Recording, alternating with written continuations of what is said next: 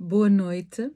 Hoje não poderia deixar de vos ler algo de uma mulher que é impactante para mim e de um livro não menos surpreendente que se chama Mulheres da Minha Alma, de Isabel Allende. E este é o meu tributo a todas as mulheres que fazem parte da minha vida ou fizeram, às minhas ancestrais, que por terem vivido, me permitem a mim hoje estar aqui a ler num vídeo que depois pode ser replicado para várias pessoas em vários lugares do mundo, em vários tempos e que de alguma forma traçaram caminhos para que eu pudesse estar aqui.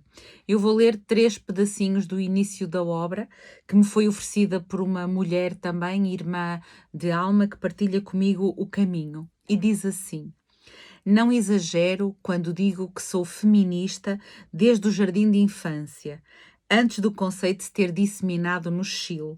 Nasci em 1942, pelo que estamos a falar de uma antiguidade longínqua.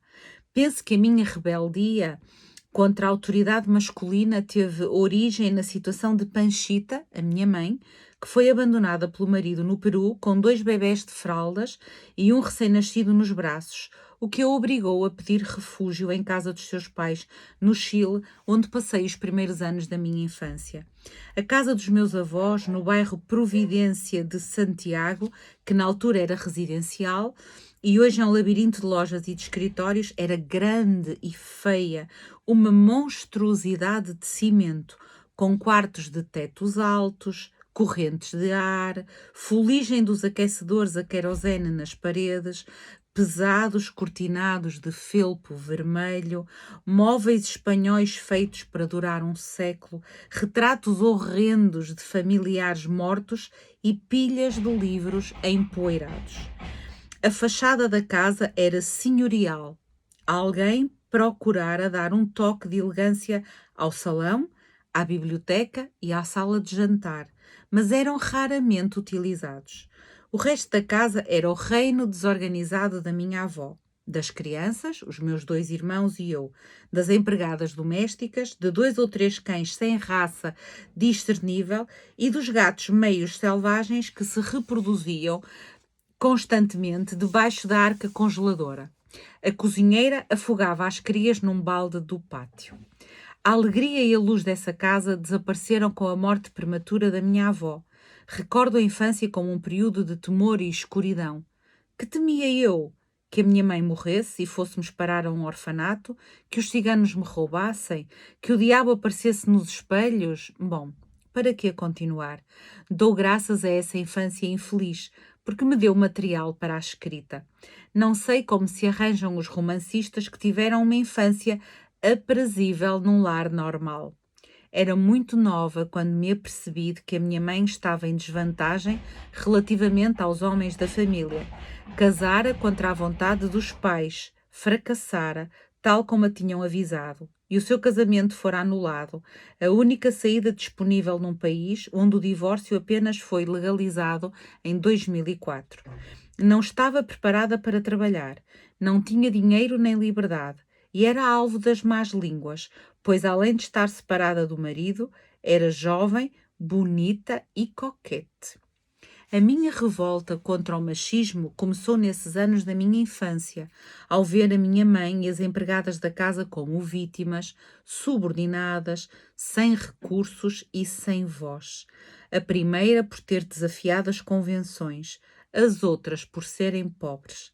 Claro que na altura não entendia nada disso. Formulei esta explicação aos 50 anos, em contexto de terapia, mas ainda que não conseguisse raciocinar, os sentimentos de frustração eram tão poderosos que me marcaram para sempre, com uma obsessão pela justiça e uma rejeição visceral do machismo. Este ressentimento era aberrante na minha família, que se considerava intelectual e moderna, mas que, à luz dos padrões atuais, era francamente paleolítica. Panchita consultou mais do que um médico para averiguar o que se passava comigo. Talvez a sua filha sofresse de cólicas ou até tivesse a bicha solitária.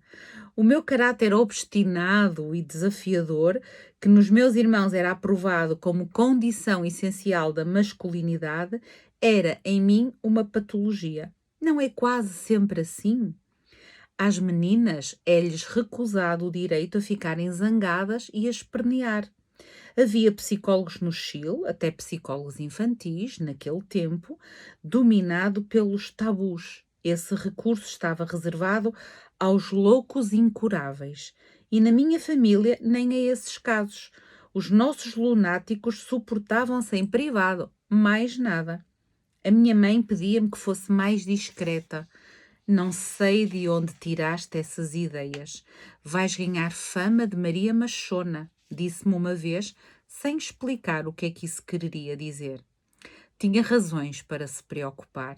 Aos 6 anos fui expulsa das freiras alemãs por insubordinação, uma espécie de prelúdio ao que seria o meu futuro trajeto. Penso que a verdadeira razão foi o facto de Panchita ser oficialmente mãe solteira de 3 filhos. Isso não devia ter escandalizado as freiras, pois a maioria das crianças no Chile nasce fora do casamento. Mas não era isso que acontecia na classe social a que as alunas desse colégio pertenciam. Durante décadas vi uma mãe como uma vítima, mas aprendi que a definição de vítima é alguém não ter controlo nem poder sobre as suas circunstâncias, e julgo não ter sido esse o caso. É verdade que a minha mãe parecia presa, vulnerável e às vezes desesperada, mas a situação alterou-se mais tarde, quando se juntou ao meu padrasto e começaram a viajar. Podia ter lutado mais para ter independência, levar a vida que desejava e desenvolver o seu enorme potencial em vez de se submeter. Mas a minha opinião não conta, uma vez que pertenço à geração do feminismo e tive oportunidades que ela não teve. Há pouco tempo, numa daquelas entrevistas que me deixam nervosa, porque consistem num bombardeamento de perguntas triviais a que se deve responder de imediato, como num difícil teste psicológico, coube-me decidir em 2 segundos com qual das personagens dos meus romances gostaria de jantar. Teria respondido imediatamente, com Paula, minha filha, e Panchita, a minha mãe. 2 espíritos que andam constantemente a rondar-me, mas desta vez tratava-se de uma figura literária. Não consegui responder de imediato, como o entrevistador me exigia, pois escrevi mais de 20 livros e gostaria de jantar com quase todos os meus protagonistas, tanto mulheres como homens. Mas quando tive tempo para pensar, decidi que convidaria Elisa Sommers, a rapariga da Filha da Fortuna. Quando fui à Espanha para o lançamento do romance, em 1999, um jornalista astuto disse-me que o meu romance era uma alegoria do feminismo. Tinha razão, ainda que na verdade eu não tivesse pensado nisso.